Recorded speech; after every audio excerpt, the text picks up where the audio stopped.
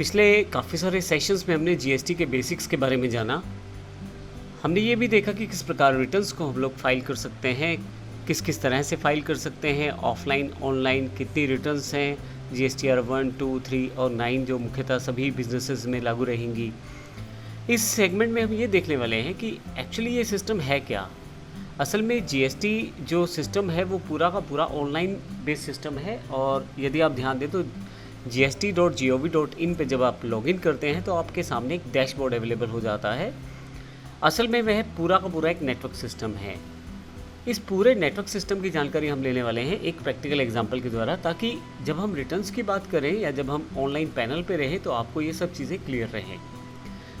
तो सबसे पहले बात करते हैं जीएसटी नेटवर्क सिस्टम में किस तरह से एक सिस्टम कार्य करता है। जैसे मैंने आपको बताया था कि जीएसटीआर 1, 2 और 3 हमें हर महीने सबमिट करनी है, और जो जीएसटीआर 9 है वो अगले साल हमारी फाइल होगी। अब एग्जैक्टली सिस्टम किस तरह से काम करता है इसको प्रैक्टिकल एग्जांपल में देखते हैं। हमारे पास यहाँ पे 3 डीलर हमने दिखाए हैं, डीलर ए, डीलर बी और डीलर सी। हम डीलर बी हैं।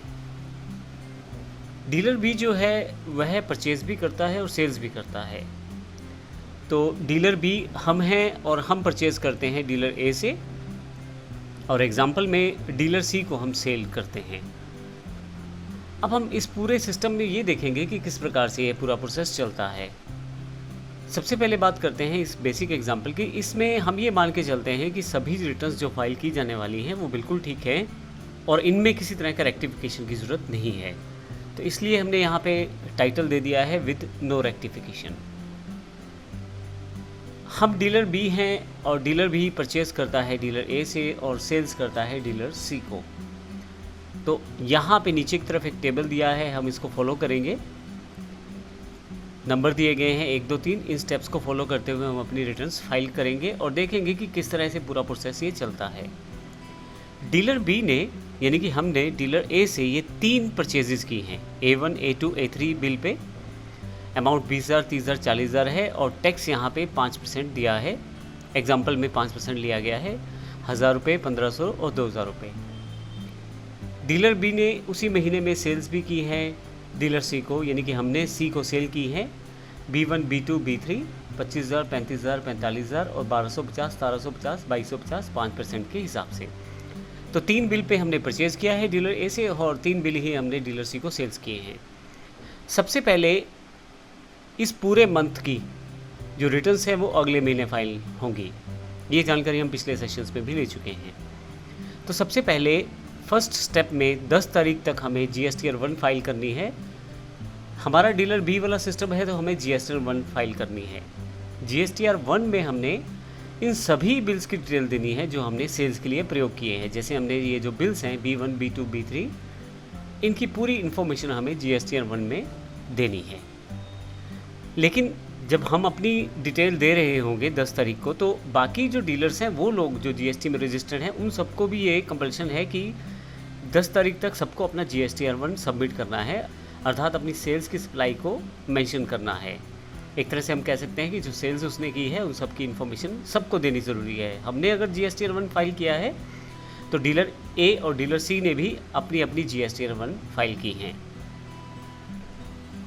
तो हमने जब अपनी टैली के एग्जांपल्स किए थे तो हमने देखा था कि जीएसटी नंबर हम सेव करते हैं हर डीलर के साथ। एग्जैक्टली यही नंबर आपको यूनिक आइडेंटिटी प्रोवाइड करवाता है जीएसटीएन नेटवर्क पे, जीएसटीएन वेबसाइट पे या उस पोर्टल पे जहाँ पे ये पूरा का पूरा इन्फॉर्मेशन स्टोर किया जा रहा है।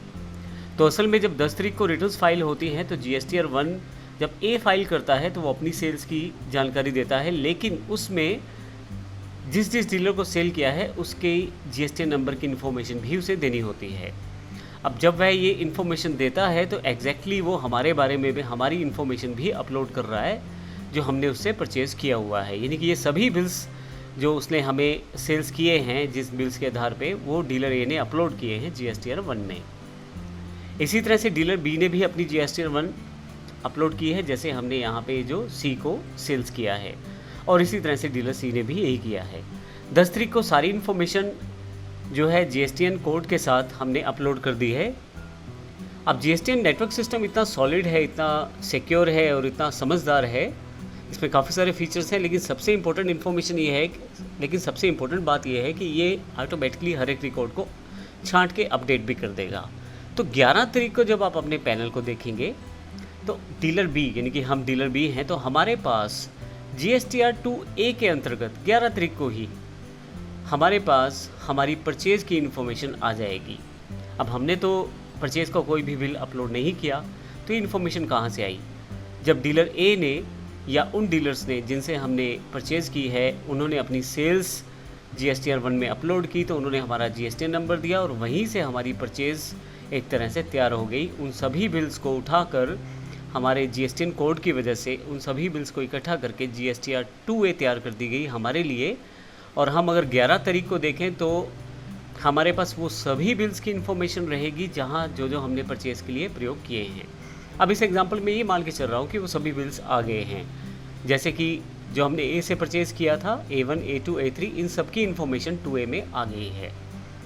15 तारीख तक ये सबमिट हो जाएगा और इसी तरह से ए के पास ए के रिलेटेड इन्फॉर्मेशन जहाँ से ए ने परचेज़ किया है, और डीलर सी के पास उसने जहाँ से परचेज़ किया है 2A उनके पास भी अपनी अपनी आ जाएगी। अब डीलर सी ने तो हमसे ही परचेज़ किया है, तो इस कारण से जब हम GSTR 1 अपनी अपलोड करेंगे, क्योंकि मैं डीलर बी हूँ, जब मैंने अपलोड की है अपनी GSTR 1, तो उसके रिगार्डिंग जो परचेज़ है वो भी डीलर सी के अकाउंट में 11 तारीख को आ जाएगी GSTR 2A बन के, यानी कि सबके पास GSTR 2A भी आने वाली है अकॉर्डिंग टू परचेजेस। जो बिल्स हैं वो वैल्यू और वो जो इन्फॉर्मेशन है वो सबके पैनल में दिखाई देने वाली है।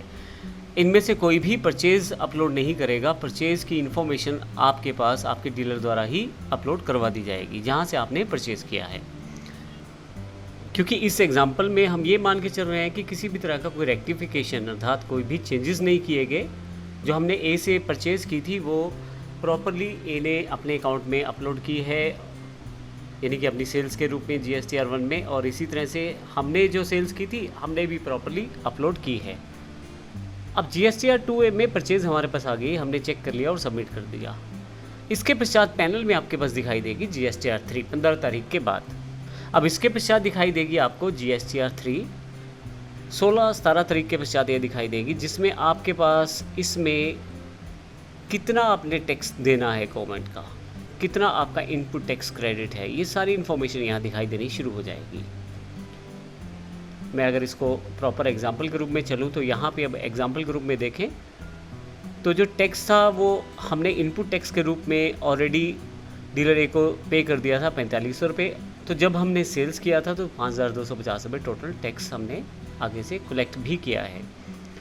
तो 5250 और 4500 की ये इन्फॉर्मेशन जो है ये हमें 20 तारीख तक फाइनली चेक करके एक बार सबमिट करनी है, और साथ में अपना जो टैक्स अगर ड्यू है तो वो भी साथ ही हमें सबमिट करना है, यानी कि उसको भी ऑनलाइन हम पे कर सकते हैं। तो ऐसे केस में यदि आप देखें तो GSTR 3 जब हमारे पास 20 तारीख तक सब फाइनलाइज हो गया आ गया है तो हम एक बार चेक कर सकते हैं इनपुट टैक्स क्रेडिट जो आपको मिलेगा वो मिलेगा जो आपने परचेज़ पे ऑलरेडी पे कर चुके हैं टैक्स, और फिर जो आपने सेल से टैक्स कलेक्ट किया है, इन दोनों के डिफरेंस के आधार पे। अब यदि यहाँ देखें तो GST टैक्स जो सेल्स पे कलेक्ट किया गया है 1250, 1750, 2250 रुपये टोटल ये बैठते हैं 5250 रुपये। लेकिन ये टैक्स हमने कलेक्ट किया है और जो टैक्स हम पे कर चुके हैं डीलर ए को 1000 रुपये, 1500, 2000 यानी कि 4500 टैक्स हम पे भी कर चुके हैं।